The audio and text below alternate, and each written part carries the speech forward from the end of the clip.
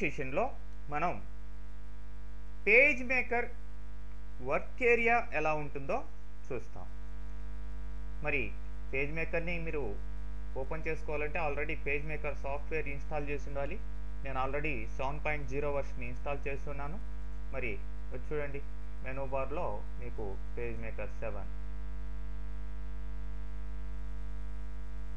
మరి ఇప్పుడు page maker open అవుతుంది. స్టార్టింగ్లో మీకు టెంప్లెట్స్ అనే ఒక డైలాగ్ బాక్స్ వచ్చింది చూడండి. ఈ టెంప్లెట్స్ ఏంటంటే ప్రీ డిఫైన్డ్, అంటే ముందరగా చేయబడ్డ కొన్ని శాంపిల్స్ అనమాట.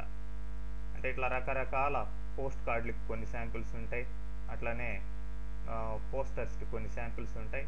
ఇట్లా రకరకాల శాంపిల్స్ మీకు ఇక్కడ కనిపిస్తూ ఉన్నాయి. మరి ఏ శాంపిల్ కావాలన్నా మీరు జస్ట్ క్లిక్ చేసి ఓపెన్ చేసుకోవచ్చు. క్రియేట్ పబ్లికేషన్ అంటే క్రియేట్ అవుతుంది. అయితే మనకి స్టార్టింగ్ వీటితో పని లేదు. అసలు పూర్తిగా ఇవి మీరు స్టార్ట్ చేసేటప్పుడు వద్దనుకుంటే ఇక్కడ క్లిక్ చేసేయండి. చూడండి, show next time page maker opens. Next time open చేసినప్పుడు ఇవి కావాలా వద్దా? ఓకే, నేను అట్లానే ఉంచేస్తున్నాను. మరి ఇక్కడ క్లోజ్ చేస్తున్నాను. సో ఇక్కడ ఒక పబ్లికేషన్స్ కూడా ఇప్పుడు ఒక పబ్లికేషన్ కూడా క్రియేట్ కాలేదు, అంటే ఏ ఫైల్ కూడా ఓపెన్ కాలేదు. మరి స్టార్టింగ్ మీరు ఫైల్ ఓపెన్ చేయాలంటే ఫైల్లోకి వెళ్ళి న్యూ తీసుకోండి. ఇక్కడ డాక్యుమెంట్ సెటప్ అని వస్తుంది. మరి దీని గురించి క్లియర్గా మళ్ళీ చూద్దాం. జస్ట్ నేను పేజ్ సైజ్ ఎంత అంటే లెటర్ అని ఓకే అనేస్తున్నాను. మరి పేజ్ సైజ్ ఎంత కావాలంటే అది తీసుకొని అక్కడ కావాల్సిన సెట్టింగ్స్ మీరు పెట్టుకోవచ్చు. మనం ఇప్పుడు స్టార్టింగ్ ఎన్విరాన్మెంట్ ఎలా ఉంటుందో చూడాలి కాబట్టి దాని గురించే ఫస్ట్ చూద్దాం. అన్నిటిలో లాగానే ఫస్ట్ టైటిల్ బార్ అనేది ఉంది. ఇంకా మీరు టైటిల్ ఏం పెట్టలేదు కాబట్టి అన్టైటిల్డ్ అని ఉంది. దీన్ని ఏదన్నా సేవ్ చేసి ఒక నేమ్ పెట్టారంటే ఆ యొక్క నేమ్ ఇక్కడ రావడం జరుగుతుంది. టైటిల్ బార్ కింద ఉన్నదే ఇది మెనూ బార్. రకరకాల ఆప్షన్స్ ఇక్కడ మీరు వర్క్ చేసుకునే దానికి కావాల్సిన ఆప్షన్స్ అన్నీ కూడా ఉంటాయి. ఏ ఆప్షన్ కావాలంటే ఆ ఆప్షన్ మీద మీరు జస్ట్ క్లిక్ చేసి వర్క్ చేయొచ్చు అన్నమాట. మరి ఈ యొక్క మెనూ బార్కి షార్ట్ కట్సే ఇక్కడ ఉన్నది.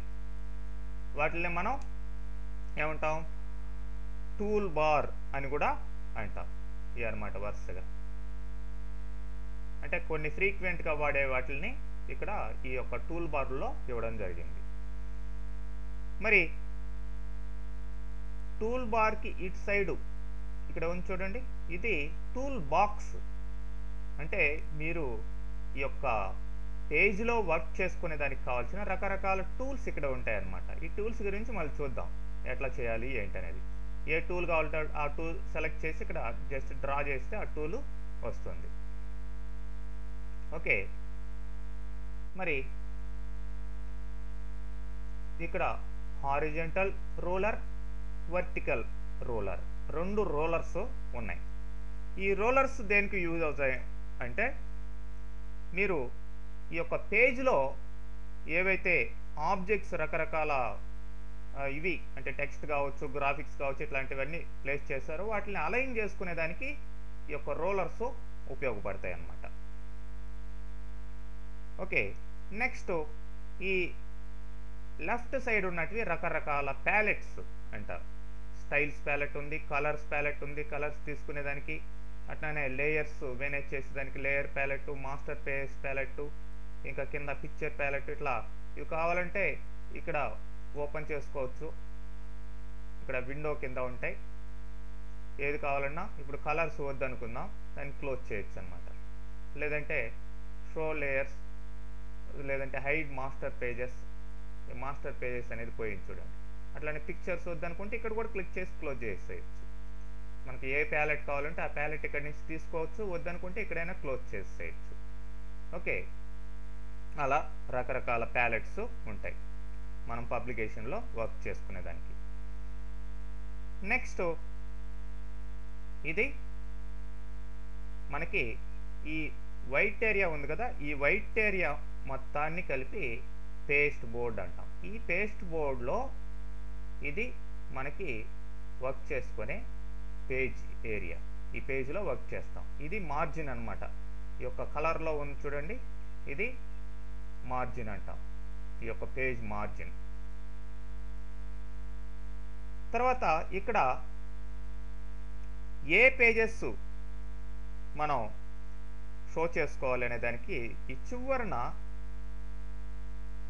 పేజ్ ఐకాన్స్ అనేటివి ఉంటాయి. LR అని ఉంది, లెఫ్ట్ టు రైట్ అనమాట. Left to right master pages ఇవి.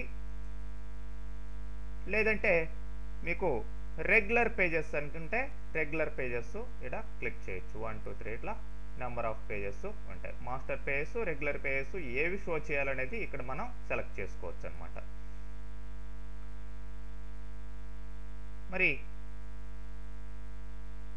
ఈ కిందన ఉన్నది కూడా ఒక ప్యాలెట్టే. దీన్ని మనం కంట్రోల్ ప్యాలెట్ అని చెప్పేసి అంటాం. అంటే మీ యొక్క పేజ్లో ఏవైతే కంట్రోల్స్, అంటే ఫర్ ఎగ్జాంపుల్ ఇప్పుడు ఇది సెలెక్ట్ చేస్తున్నాం, దీన్ని డ్రా చేస్తున్నాను. ఇప్పుడు ప్యాలెట్ ఇక్కడ మారిపోతుంది చూడండి. అంటే దీన్ని కంట్రోల్ చేసేదానికి కావాల్సిన ప్యాలెట్. సో అంటే దీంట్లో ఈ యొక్క డ్రాయింగ్స్ కావచ్చు, టెక్స్ట్ కావచ్చు, మీరు టైప్ చేసింది కావచ్చు, వాటికి కావాల్సిన చేంజెస్ అంతా కూడా ఈ యొక్క కంట్రోల్ ప్యాలెట్ ద్వారా మనం చేసుకోవచ్చు. ఓకే, ఇట్లా మనకి ఈ యొక్క పేజ్ మేకర్ ఎన్విరాన్మెంట్ అనేది బేసిక్గా కనిపిస్తుంది. ఓకే, నెక్స్ట్ ఈ యొక్క ఎన్విరాన్మెంట్లో ఉండే రకరకాల వాటి గురించి చూస్తాం.